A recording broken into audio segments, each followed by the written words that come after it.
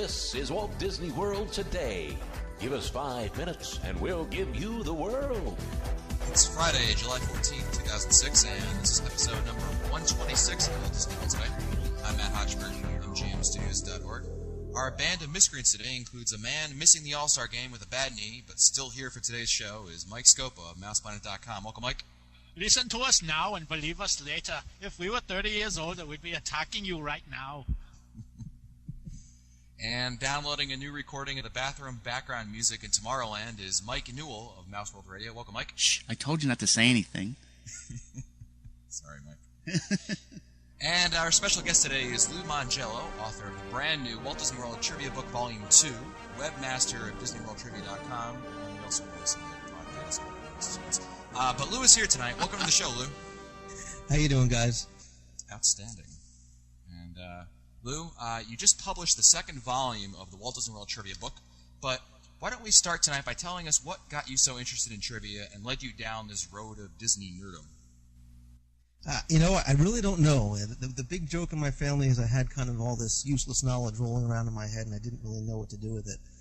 I've been very fortunate because my parents took me to Disney in November of '71 when I was 3, and went back at least once every year. And I was always fascinated with what it was about this place that made me and so many other people want to go back year after year. So I tried to learn everything I could about what really made the park tick and what made it work, and I was always curious about what was going on backstage. So as time went on and I accumulated all this useless knowledge and didn't know what to do with it, I hadn't really set out to write a book. I really started looking for a Walt Disney World trivia book and was surprised there wasn't one. So I was kind of looking for a little personal challenge to do. The idea of a book came along, and the only thing I felt I was able to write about was Disney. So I started writing, and in the process started looking for an agent and or a publisher, and came across The Intrepid Traveler, and the rest is history. Here's what I want to know, Lou. How did Mike Scopa's name get on the back cover of the book? Sell. Listen, sometimes you have to do whatever you have to do to try and sell books. I mean, throwing the Scopa name around would be good for a few million here and there. So, hey, checks in the mail, Lou. Checks in the mail. Outstanding. So, what's new in the second edition of the book? The quick and dirty answer is everything.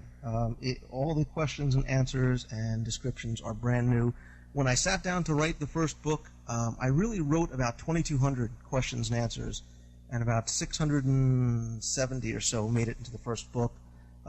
When I found out I was able to do a second one, I went back and took some of those and wrote, a whole slew of new ones. As you all know, Walt Disney World changes so often that many of the questions from the first book immediately became outdated as soon as it went to print.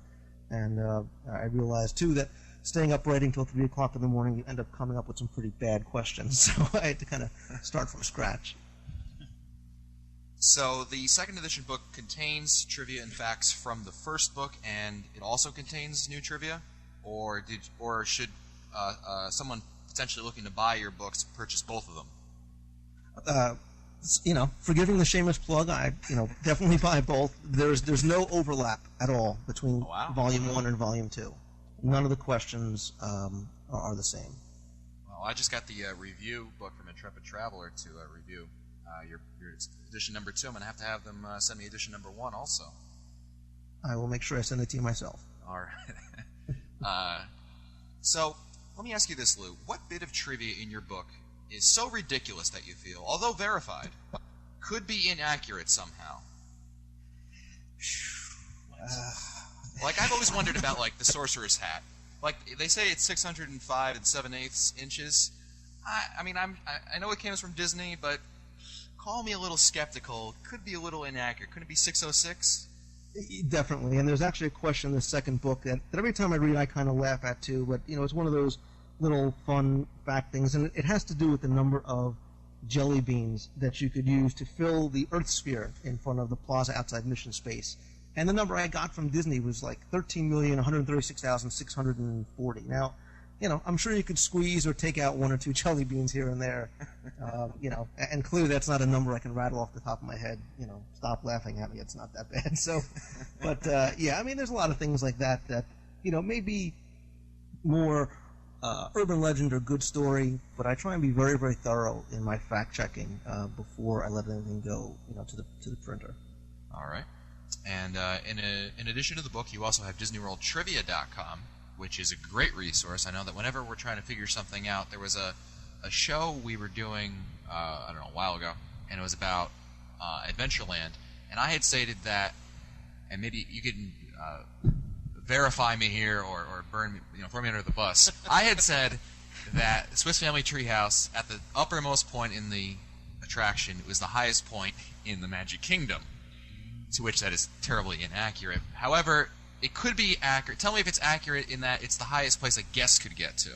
It's funny you say that, because I listened to that show a number of times, and I tried to think about it out one way or the other. And I think the way you had phrased it was it was the highest place a guest could go. So I tried to figure, well, inside Space Mountain, is your ride car actually higher than that point? Or in Splash Mountain, or is Big Thunder Mountain higher than that point?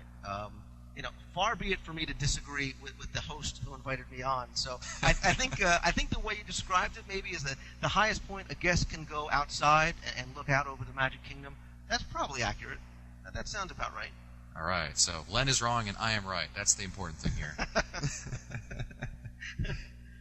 And of course, you also have a wonderful podcast, Mouse Tunes, which you do with Nathan Rose of. I wanted to call him Nathan Lane, but that would be inaccurate. Close. So close. Sometimes it's close. Of MagicalMountain.com. How's the podcast going for you? Very well. It's a lot of work, but it's a lot of fun. It started out as just a simple little thing, and I look back on old shows and I'm like, God, we really stunk. And hopefully we've gotten a little bit better over time, but it's been fun to do, and the feedback has been really great, and that definitely keeps it going.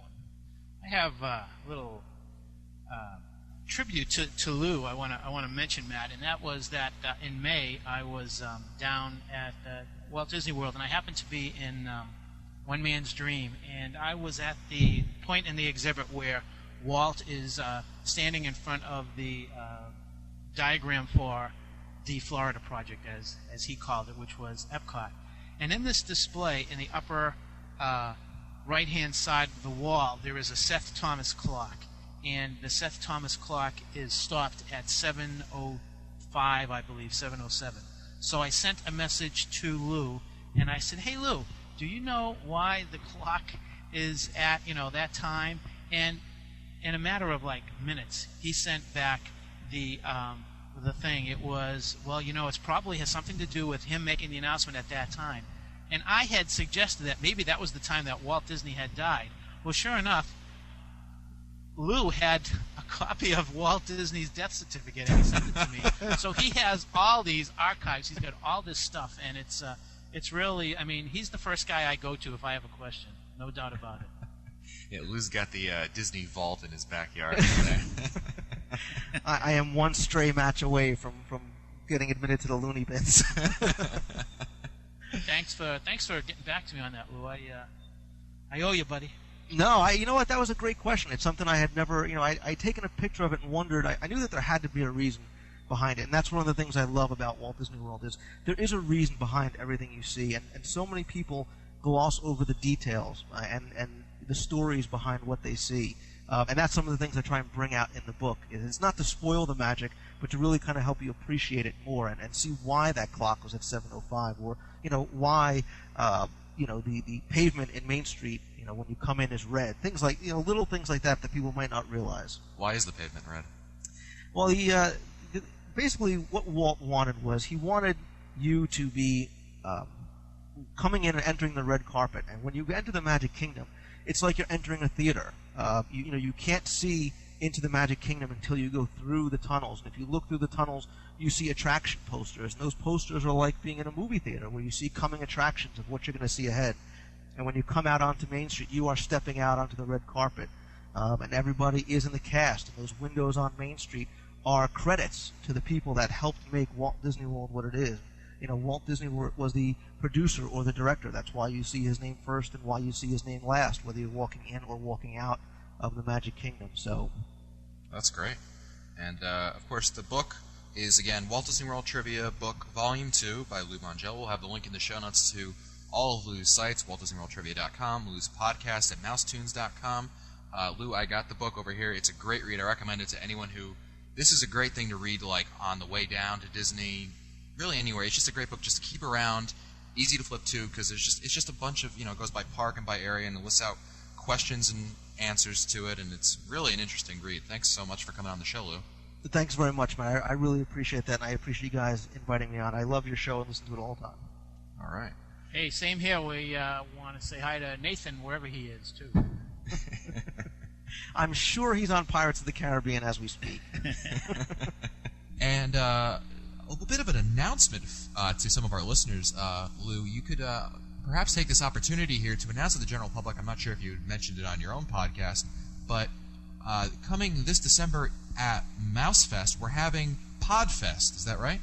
Yeah, we're gonna try something this year, and I figured let's just call it PodFest. And what I really wanted to do was really take the opportunity. I like so many other podcasters, listen to as many of the other Disney podcasts, and I really do enjoy it. I'm not just saying it because I'm on your show and I have to.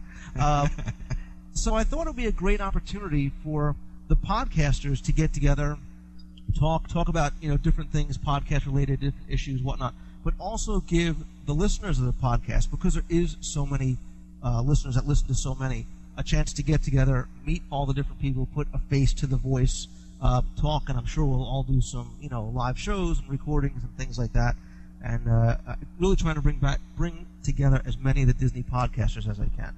And of course, that's going to be at MouseFest in December. You can find more information about that at mousefest.org. There'll be a link in the show notes.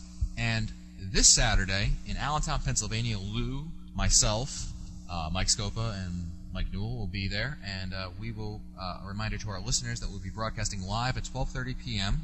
Eastern Time, and all the information on how to listen and all that kind of good stuff you can find at our website at wdwtoday.com. Well, that's it for us today. This has been episode number 126 of Walt Disney World Today. If you want to find older episodes, read our show notes, or send us your comments, you can visit the Walt Disney World Today website at www.wdwtoday.com. You can also email us at questions@wdwtoday.com. For Len Testa, Mike Scopa, Mike Newell, and Lou Mangella, I'm Matt Hochberg. We'll see you on the next show.